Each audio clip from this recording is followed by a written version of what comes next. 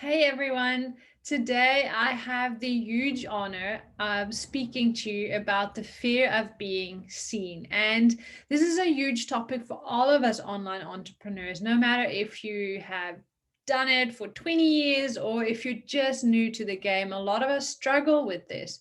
And some of us more than others. Some of us are introverted and find it difficult to really show up and show themselves. And otherwise, people who might be extroverted struggle with the same thing because maybe they really fear what other people think of them, or they're really hard on themselves, and when they see themselves in the camera they really just cannot focus, and they're just completely beating themselves up of the way they look, the way they speak, the way they use their hands, too much, too little. They don't like their voice, whatever it is. We come up with so many reasons not to show up, and really it is such a waste because people are missing out of what you have to offer, the knowledge that God has put on your heart for you to minister to other people, to teach them, to help them grow. The same for me right now. If I had a choice, I probably wouldn't have pressed record. I mean, I have a fever blister on my lip. A mosquito smoked me. I'm a bit tired. I have all these reasons not to show up, right? But I still pressed record. Why? Because I know that God has a message for you today. He has something that He's put on my heart that you need to hear, some wisdom that you're going to get out of this in order for you to shine your light. So I'm hopeful that today, through this video, it'll probably be about 20 minutes long, I just get to share some knowledge or some insights that will help you show up and actually press record or step on that stage, whether it is a virtual stage or it is in reality. Some of you might actually have that as the biggest fear, to speak in public. And I was there not too long ago. I was terrified of speaking, but something changed. So what was that? And there's a few things I'm going to go through with you today. There is things that are going on in our mind that are holding us back, but there's also things that are maybe in our outside influences that people maybe have told us, or the way that we view ourselves, that just are not helping for us to step up. So what changed with me? Well, my why, or my desired results where I wanted to get, became louder. So that voice became louder than all the other voices of my fears about my limiting beliefs and everything that was holding me back from actually stepping up, pressing record, stepping on that stage, and just sharing my knowledge. Why? Because I knew people needed to hear it. And like this video, my start was just an online challenge. I had never done a Facebook Live. I was terrified of people seeing me on Facebook because these are my friends, right? Who am I to now all of a sudden start this online business and be an expert in mindset and an expert in coaching, business? I was just so terrified of what all these people were thinking on my private Facebook group, and all the people that I once knew, and I didn't do anything. I was paralyzed in fear. So I started with a simple Facebook challenge, and they said in that sheltered community, go online, press play, and just they gave us a topic to talk about. So if you have been having this fear of being seen online and not knowing where to start, then start in this Facebook group. I don't know, Danny, maybe we can start. I'm just throwing this out to her right now. Maybe we can start a little challenge in here that we can go live every single day and we can talk about a topic. Or you can do it with your own Facebook group if you have one. I'm sure there's lots of people that share that fear of showing up and pressing record. So just start small, 1 or 2 minute video about any topic in a community where you feel safe. So if you're not ready to put it out on your Facebook page, on your Instagram page, on your private page, start in a private community. So that is tip number one. Start small and it will become more natural. Because for me now, I am like looking at the little hole in my camera. I no longer focus on my face or how I'm using my hands or my facial expressions. I'm just focusing on the value that I can push through this camera to you on the other side who needs to hear this. So that is tip Number two. So number one, start small in a community that you trust. Number two, come to it with an attitude of service. A lot of times, and I love how they put it in the Bible, it's not about us. We make ourselves so big. Just take a chill pill and realize you are not such a big deal. It's not all about you, it's about the people you serve and what you can bring them.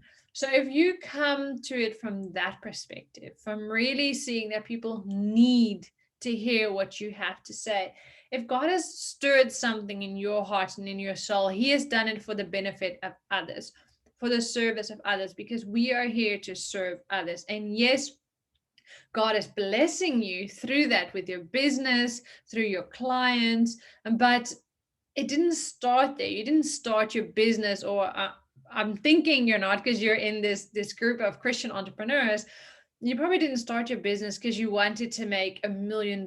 You wanted to be able to probably have a bit more freedom in your time and be able to do what you wanted to do. But most of all, you wanted to have an impact, and you wanted to help other people and change the world in a positive way, whether your client is an entrepreneur that you're wanting to help grow her business, help her out of her mindset, whether you are a health coach wanting to help people live the optimum life through their health, and whatever your clientele in your industry might be, you are wanting to help other people.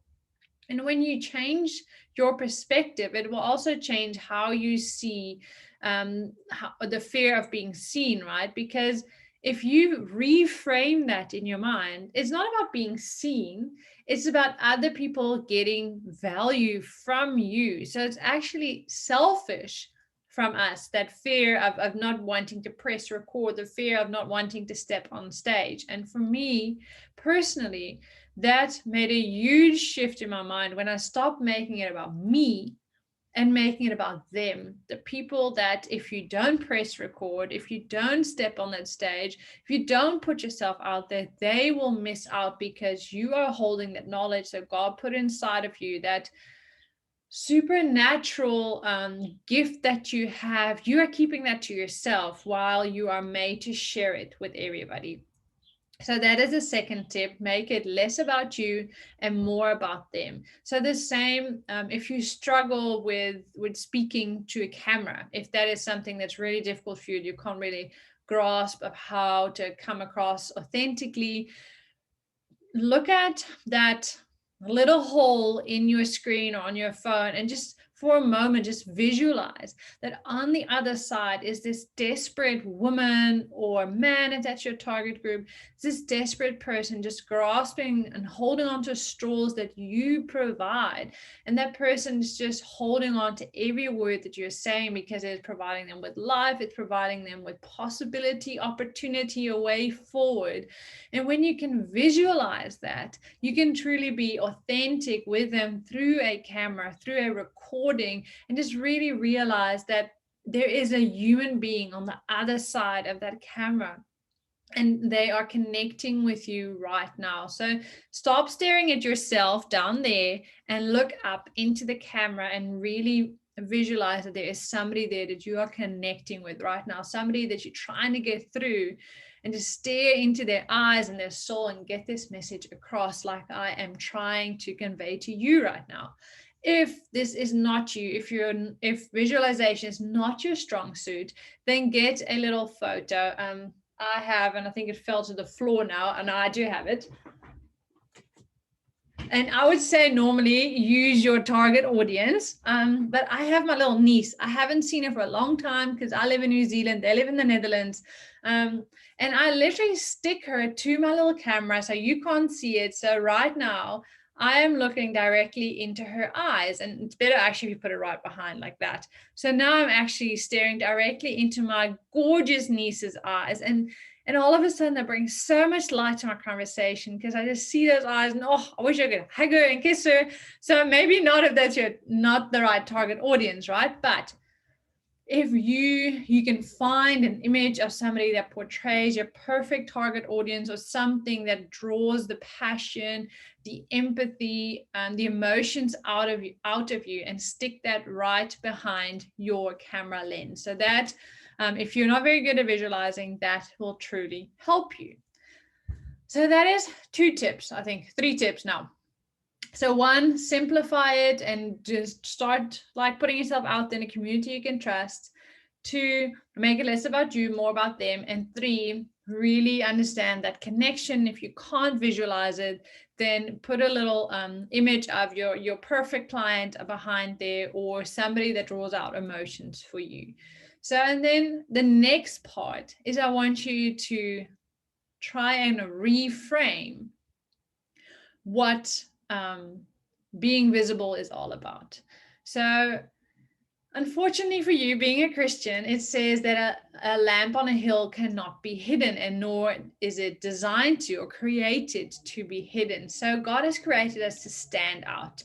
So, the whole introvert extrovert spectrum, I am not a big fan of. I'm not a big fan of labeling anything, saying, or I'm loud, or I'm an attention seeker, or I am an introvert, I am shy. We are labeling ourselves as something that God doesn't label us as. He says we are a lamp on a light. He says we are a new creation in Christ. He says we are loved, we are redeemed. That is labels we can put on ourselves. But all the other labels, being extroverted, introverted, even things as ADD, depression, once we put a label on ourselves, that is the lens we see ourselves through. So I'm just challenging you today to reframe and be conscious of your language that you put out and the way you describe yourself. Because when it comes to being on stage, we can also see it as it is actually a solo performance. A lot of people see being on stage as the ultimate description of an extrovert, because you're on the stage, middle of attention. Funny enough, most successful speakers, if you dig into their biographies, my teacher of my professional speaking training, he is a massive introvert, doesn't like people around him at all. Usually when he's done speaking, he'll run backstage and that is it, and then his team will take the questions.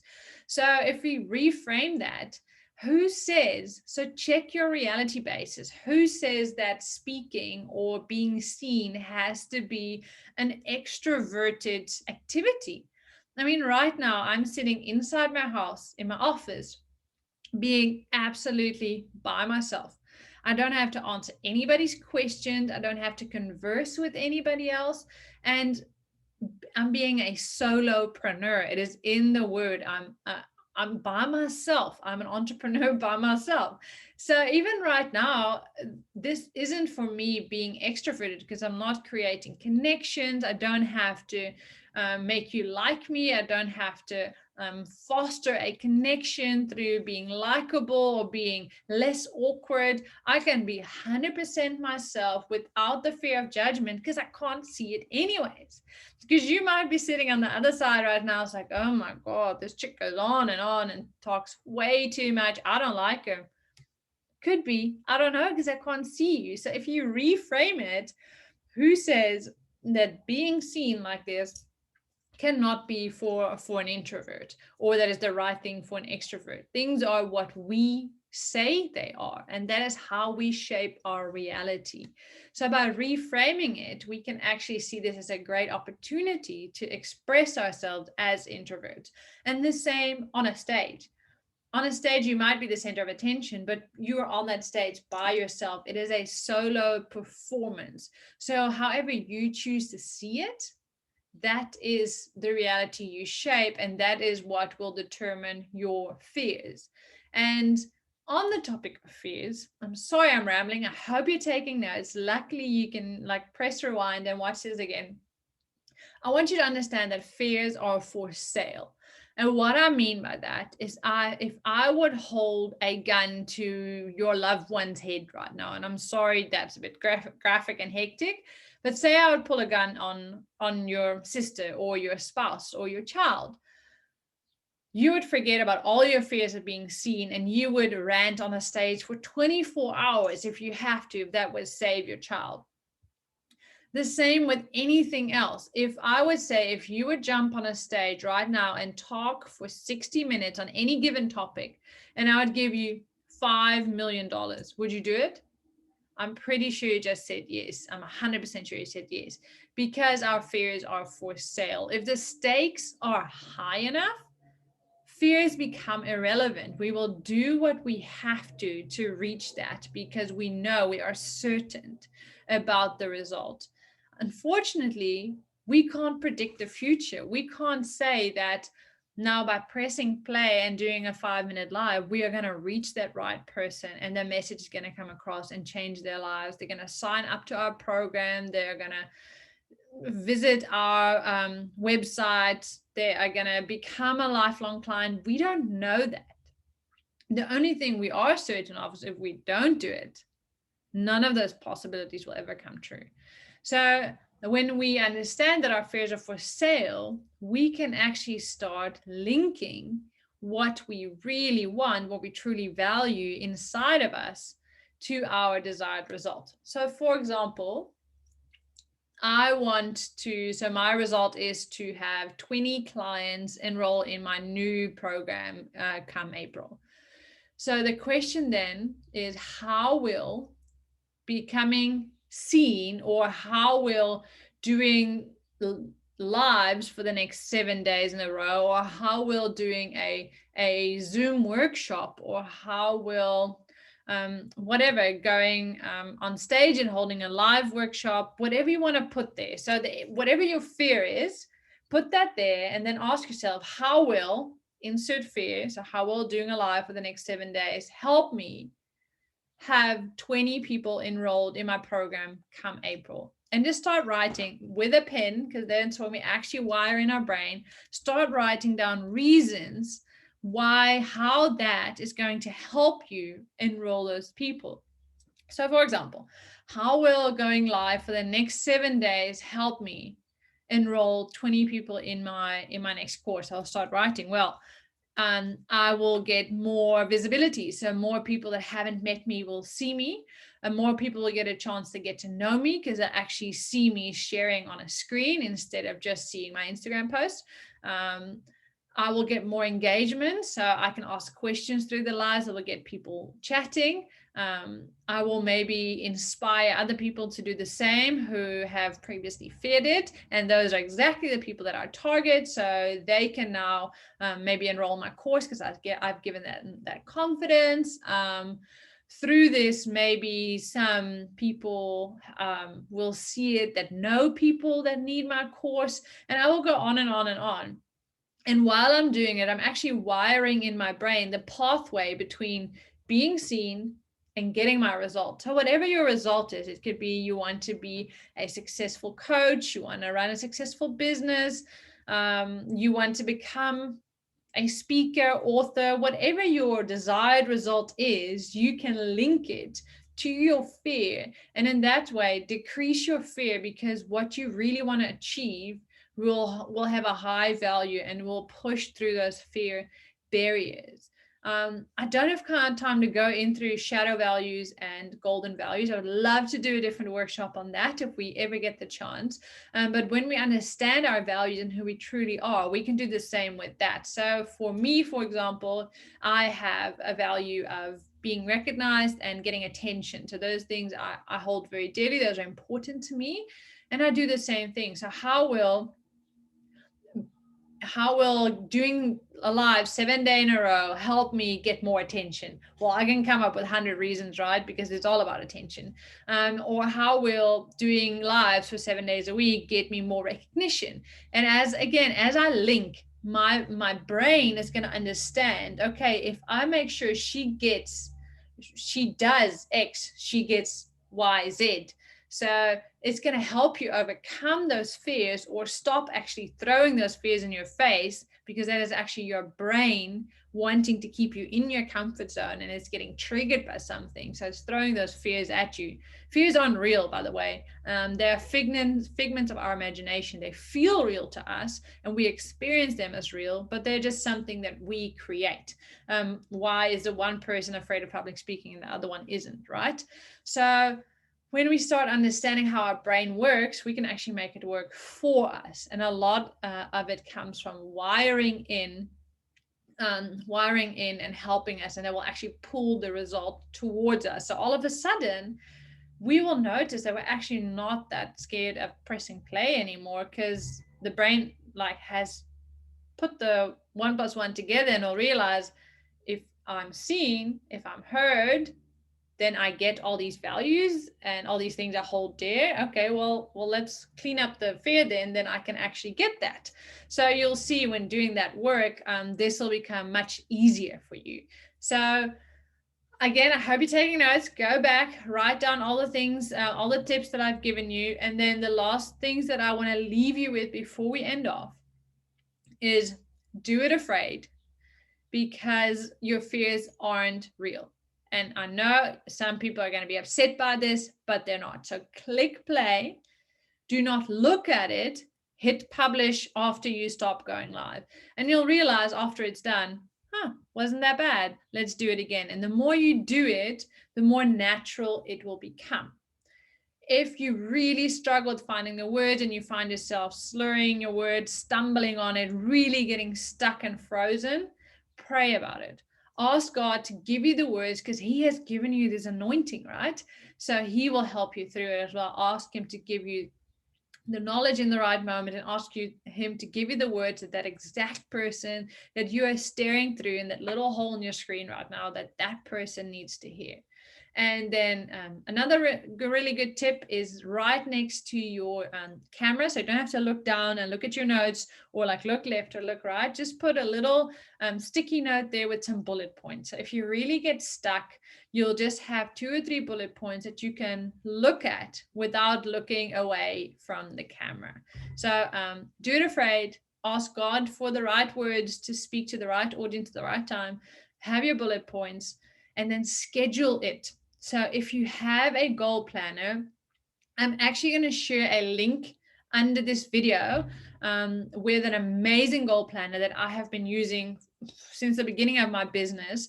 And you can actually schedule it every single day, and you can even create a habit out of it. So I have a habit, do 1 story a day, and I just tick it off. So I've made sure that I've done a little story, and that's me being seen, visibility done.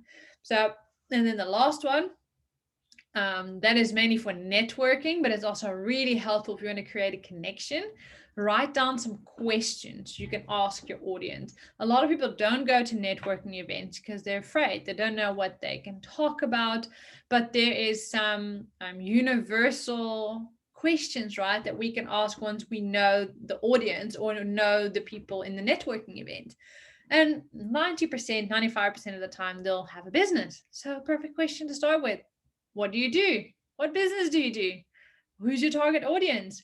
What do you struggle with in business? All those questions you can always ask.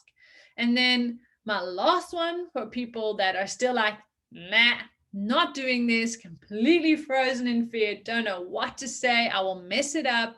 There is something called auto cue. So if you watch the news, they actually read it off the screen, right? And there is free software, free websites that actually have that option for you on your laptop. So you can literally type out your entire live, your entire video training, whatever, put it in that software, and it will start playing it at a certain speed. And with like a click of a button or a mouse, you can actually speed it up, go slower, you can pause it. So you can literally read it off the screen, so you don't have to look down at your notes. So it will lose a little bit of connection, because you're going to be probably looking down like that and kind of looking left or right and reading off the screen. And you might have to practice it a bit, because you might not be that fast, but you'll get better at it, right? However, if you don't do it, you can keep that connection with your lens and truly build that connection with your audience. So the auto cue is the last thing I would do if I really am fearful that I'm going to mess up my workshop, I'm not going to know what to say, I'm just going to look at the screen and go blank. Then you can do that too, but do all the other tips first, And then if you get stuck, I'm in the Facebook group. You can ask me for questions. I would love to hear your questions on the video. So you can just post your comments and questions there. I'll be there to answer it. I hope this has been valuable to you. I pray that God has put the right words in my heart for you. And if anything is unclear, just either ask me or ask Donnie. She knows how to reach me. So thank you all so much, and we'll see you soon.